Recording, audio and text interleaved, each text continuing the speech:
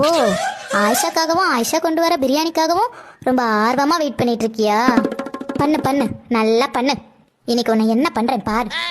என்னடி அது குண்டால? அது அது வந்து மாவு. மில்லில் போய் மாவு அரைச்சிட்டு வரேன்.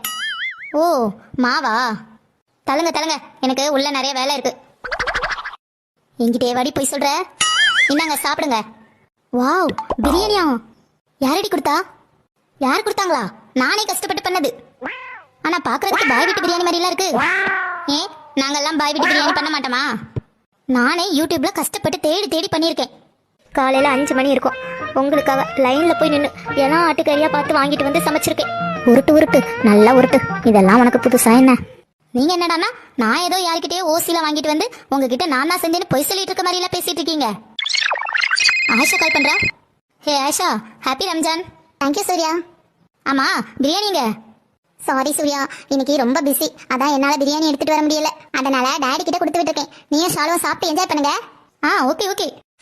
பாவமாச்சே, ரம்ஜான் அன்னைக்கு பாய் வீட்டு பிரியாணி மாதிரி சாப்பிட்டுட்டு போட்டோன்னு கஷ்டப்பட்டு செஞ்சு கொடுத்தா யாரு கொடுத்தாங்கன்னா கேக்குறீங்க?